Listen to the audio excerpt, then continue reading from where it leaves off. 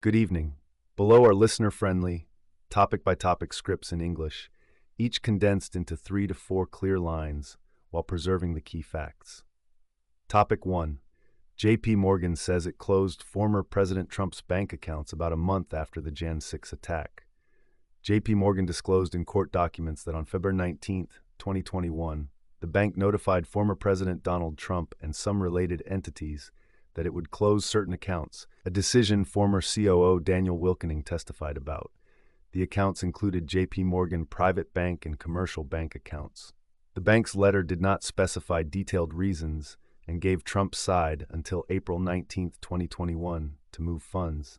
JPMorgan says it coordinated the handling of balances and transfers to another bank. Trump sued JPMorgan and CEO Jamie Dimon for $5 billion alleging politically motivated debanking and defamation, while the bank seeks to move the case to New York and calls the suit baseless. The broader debanking controversy arose after the January 6 attack and has become a political and regulatory flashpoint. Topic 2. Trump announces an immediate rise in global tariffs from 10% to 15%. President Trump posted on Truth Social that global tariffs would be raised immediately from 10% to 15% and warned of more tariffs to come. This follows a Supreme Court ruling that invalidated his prior broad use of a EHIPA authority. In response to that ruling, he first reissued a 10% tariff under Section 122 of the Trade Act of 1974, under which tariffs can reach up to 15%. However, it is unclear when or by what formal instrument a 15% rate would be implemented.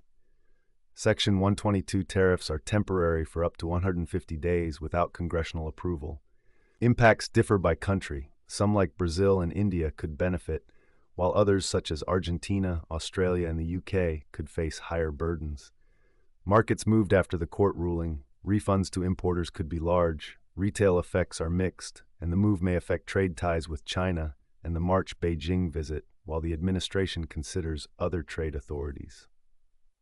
Topic 3. The effective elimination of emissions rules suggests automakers may scale back electrification and fuel efficiency commitments. The Trump administration's virtual undoing of the 2009 EPA greenhouse gas endangerment finding and Congress's removal of CAFE penalties has substantially weakened U.S. emissions and fuel efficiency rules. As a result, automakers are likely to roll back some fuel-saving and emissions reduction technologies and shift emphasis toward higher-margin large trucks, SUVs, and hybrids, trends already reflected in recent sales. Full electric vehicle programs are unlikely to disappear entirely, but the removal of federal EV tax credits and large write-downs have slowed investment and launches, though some manufacturers still pursue electrification. Over time, the U.S. SIM could lag global electrification efforts, raising environmental and competitiveness concerns. Topic 4. Iran and the U.S. disagree over sanctions relief. Iran and the U.S. are preparing for indirect talks that could resume in early March, but they remain sharply divided over the scope and sequencing of sanctions relief and want a mutually acceptable roadmap. The central dispute concerns uranium enrichment. The U.S. treats enrichment as a potential weapons pathway and seeks strict limits, while Iran refuses a total ban and demands formal recognition of a peaceful enrichment right. Iran has proposed compromises such as exporting some high-enriched uranium, diluting HEU, creating regional enrichment consortia, and offering economic incentives, including U.S. contractor roles in oil and gas projects, while keeping resource control.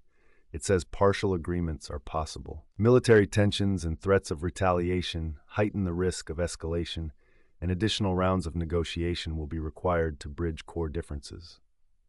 Topic 5. Airlines cancel thousands of flights ahead of a northeast blizzard.